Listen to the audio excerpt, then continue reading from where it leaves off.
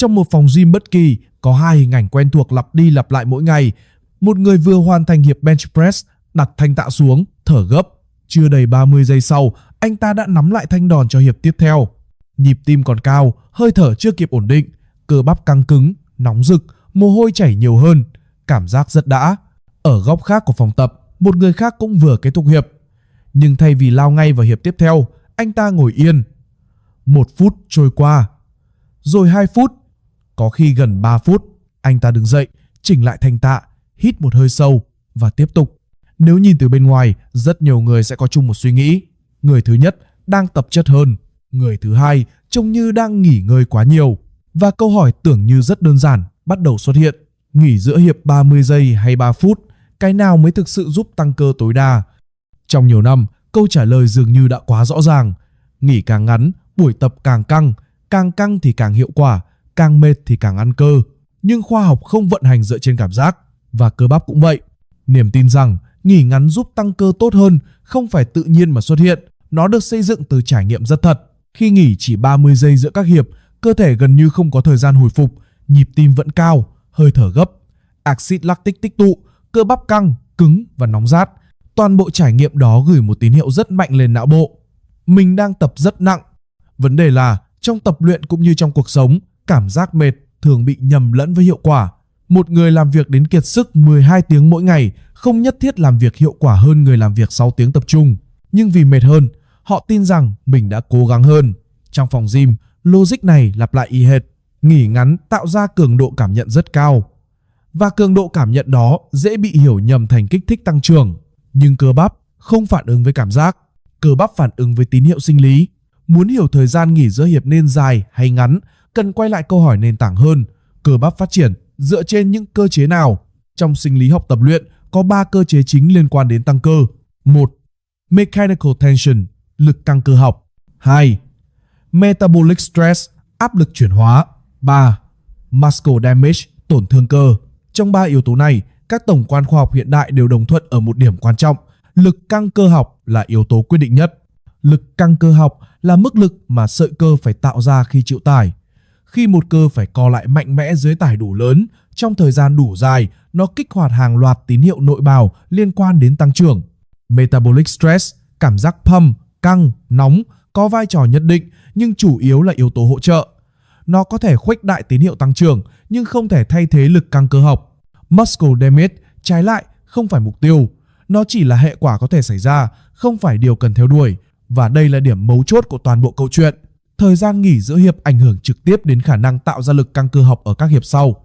Sau một hiệp tập nặng, sự mệt mỏi không chỉ đến từ cảm giác đuối sức, nó đến từ nhiều hệ thống sinh lý cùng lúc. Trong tập tạ, đặc biệt là các bài compound, năng lượng cho những lần co cơ mạnh chủ yếu đến từ ATP và phosphocreatine. Hai hệ thống này không được tái tạo ngay lập tức, chúng cần thời gian. Nếu bạn chỉ nghỉ khoảng 30 giây, ATP chưa kịp phục hồi đủ, phosphocreatine vẫn ở mức thấp, hệ thần kinh trung ương chưa sẵn sàng huy động lực tối đa. Khả năng huy động các đơn vị vận động ngưỡng cao bị suy giảm, kết quả rất quen thuộc. Hiệp đầu tiên có thể rất tốt, hiệp thứ hai, lực bắt đầu giảm, hiệp thứ ba, mức tạ tụt hoặc số rep giảm mạnh, kỹ thuật bắt đầu xấu dần. Bạn có thể vẫn rất mệt, nhưng tổng lực căng hiệu quả mà cơ bắp phải chịu lại giảm. Nói cách khác, bạn trả giá bằng chất lượng hiệp tập để đổi lấy cảm giác cường độ. Khi các nghiên cứu bắt đầu so sánh trực tiếp thời gian nghỉ giữa hiệp, kết quả không đứng về phía trực giác phổ biến. Trong nhiều nghiên cứu đối chứng so sánh nghỉ ngắn, khoảng 1 phút với nghỉ dài hơn 2 đến 3 phút, một xu hướng lặp lại rất rõ. Nhóm nghỉ dài duy trì được mức tạ cao hơn qua nhiều hiệp, tổng volume hiệu quả cao hơn, tăng sức mạnh tốt hơn và quan trọng nhất, tăng cơ nhiều hơn. Điều này nghe có vẻ trái ngược với những gì nhiều người tin, bởi vì trong suốt buổi tập, nhóm nghỉ dài trông nhàn hơn. Họ không thở gấp liên tục, họ không luôn ở trạng thái kiệt sức, nhưng chính điều đó cho phép họ tiếp tục tạo ra lực căng cơ học lớn, thứ mà cơ bắp thực sự phản ứng lại. Đây là khoảnh khắc mà rất nhiều người tập lâu năm bắt đầu phải xem lại niềm tin cũ của mình. Pump nhiều hơn không đồng nghĩa với xây được nhiều cơ hơn. Tuy nhiên, cần làm rõ một điều quan trọng để tránh hiểu sai kết luận khoa học. Lợi thế của thời gian nghỉ dài không tự động xuất hiện chỉ vì bạn nghỉ lâu hơn. Nó xuất hiện khi thời gian nghỉ đó thực sự được dùng để duy trì hoặc nâng cao chất lượng hiệp tập tiếp theo. Trong các nghiên cứu so sánh thời gian nghỉ, khi tổng volume và mức nỗ lực được kiểm soát chặt chẽ, nhóm nghỉ dài thường duy trì được mức tạ cao hơn hoặc thực hiện được nhiều rep chất lượng hơn. Chính điều này mới tạo ra khác biệt về tăng cơ chứ không phải bản thân việc nghỉ lâu là một kích thích. Nếu một người nghỉ 3 phút nhưng hiệp sau vẫn giảm tạ quá nhiều hoặc không tập gần ngưỡng nỗ lực thì lợi thế sinh lý đó cũng không còn. Tương tự, metabolic stress, cảm giác pump, căng, nóng không phải là vô giá trị. Nó có thể đóng vai trò khuếch đại tín hiệu tăng trưởng thông qua các cơ chế nội bào, đặc biệt khi được kết hợp với lực căng cơ học đủ lớn. Nhưng nếu tách rời khỏi lực, metabolic stress chỉ tạo ra mệt mỏi, không tạo ra nền tảng tăng cơ bền vững. Nói cách khác, thời gian nghỉ không phải là công thức cứng nhắc, nó là một công cụ.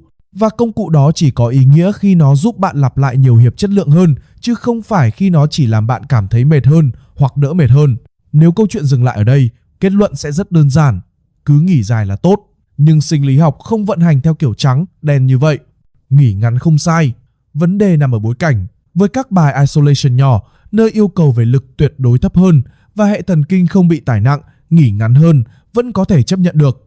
Trong những giai đoạn phụ trợ, finisher, hoặc khi mục tiêu chính là tạo áp lực chuyển hóa, nghỉ ngắn vẫn có chỗ đứng. Sai lầm chỉ xảy ra khi nghỉ ngắn được xem là nền tảng chính cho toàn bộ chương trình tăng cơ, kể cả với những bài nặng nhất. Đó là lúc cảm giác bắt đầu lấn át sinh lý. Không có một con số duy nhất áp dụng cho tất cả, nhưng có những nguyên tắc rõ ràng. Với cơ bản compound nặng như squat, bench press, deadlift, row, overhead press, nghỉ 2 đến 3 phút, thậm chí lâu hơn nếu cần. Với bài trung bình vẫn đòi hỏi kỹ thuật và lực, nghỉ 1 đến 2 phút. Với bài isolation nhỏ, nghỉ 45 đến 90 giây tùy mục tiêu. Nhưng nguyên tắc quan trọng nhất không nằm ở đồng hồ. Thời gian nghỉ nên được quyết định bởi chất lượng hiệp tiếp theo. Nếu hiệp sau, lực giảm mạnh, mức tạ tụt sâu, kỹ thuật xấu đi rõ rệt thì rất có thể bạn đang nghỉ chưa đủ dù đồng hồ đã báo đúng chuẩn. Nghỉ dài không tạo ra cảm giác tập cực, nó không cho phần thưởng cảm xúc ngay lập tức. Trong một môi trường quen với cường độ cao và mệt nhanh, nghỉ dài trông như một sự thụ động, nhưng tăng cơ là một quá trình chậm. Nó không thưởng cho sự vội vàng, nó thưởng cho những tín hiệu sinh lý được lặp đi lặp lại đủ lâu. Nghỉ dài không phải để làm ít hơn, nó là để làm tốt hơn ở hiệp tiếp theo. Quay lại phòng gym ban đầu, người nghỉ 30 giây vẫn rất chăm chỉ, người nghỉ 3 phút vẫn trông có vẻ nhàn nhã. Nhưng nếu nhìn sâu hơn vào lực họ tạo ra, vào chất lượng từng hiệp, vào khả năng duy trì mức tạ, câu chuyện không còn giống như vẻ bề ngoài. Cơ bắp không lớn lên vì bạn mệt đến mức nào. Cơ bắp lớn lên vì bạn tạo ra được bao nhiêu lực và duy trì được nó qua thời gian. Nghỉ dài không làm bạn tập kém hơn, nghỉ ngắn không đảm bảo bạn tăng cơ tốt hơn. Hiểu đúng thời gian nghỉ không làm buổi tập nhẹ đi, nó chỉ làm buổi tập chính xác hơn. Và trong tăng cơ, chính xác luôn quan trọng hơn cảm giác. Nếu bạn quan tâm đến tập luyện, dinh dưỡng, sức khỏe dưới góc nhìn thực tế, có phản biện, không tô hồng, bạn có thể đăng ký kênh. Không phải để xem mỗi ngày, mà để khi bạn cần. Ở đây có một góc nhìn đủ tỉnh táo để bạn không tự làm hại mình vì những niềm tin sai. Nội dung trong video này mang tính giáo dục và phân tích khoa học, được tổng hợp từ các tài liệu y khoa, sinh lý học và khoa học thể thao hiện hành. Video không thay thế cho tư vấn y tế, chẩn đoán hay phác đồ điều trị cá nhân.